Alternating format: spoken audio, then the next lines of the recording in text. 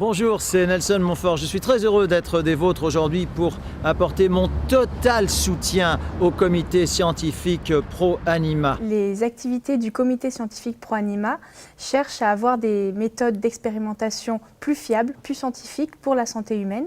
Et donc pour cela, elles cherchent à promouvoir des programmes de recherche avec des méthodes plus fiables. Elle fait des appels à projets de recherche travaillant sur des alternatives, donc des méthodes qui n'utilisent pas les animaux. L'association lève des fonds et sélectionne des projets de recherche. Nous ne sommes plus au siècle dernier. Aujourd'hui, les expérimentations sur nos amis, les animaux, ne se justifient plus. Pour obtenir un médicament qui va aller sur le marché, il faut passer par la case expérimentation animale.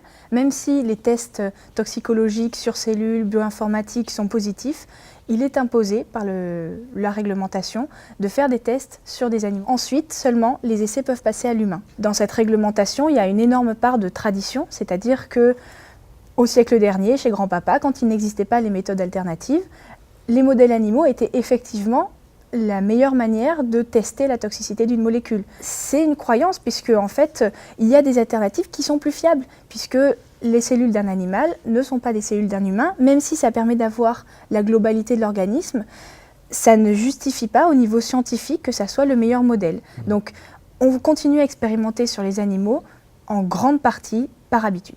Ce que propose ProAnima, c'est précisément des méthodes de substitution, des méthodes alternatives à celles qui consistaient à faire souffrir nos amis les animaux. Il y a vraiment tout un panel d'outils alternatifs qui sont plus fiables, surtout s'ils sont utilisés tous ensemble. Elles sont variées, on peut les adapter à notre problème, on peut, à la fois pour la recherche et pour les tests toxicologiques, largement bénéficier des alternatives qui concernent à la fois des cellules, des méthodes bioinformatiques, des constructions d'organes. La biologie, l'informatique, l'imagerie sont en particulier des disciplines qui ont fait des très grands progrès ces dernières années. Il y a maintenant beaucoup de méthodes invasives, les caméras à positrons, qui sont très modernes et qui permettent même actuellement d'avoir une idée de l'effet d'une molécule sur l'organisme entier, sur l'humain. Ainsi, additifs, colorants, conservateurs, médicaments, solvants pourraient être déjà beaucoup mieux évalués et donc moins toxiques grâce aux efforts de tous,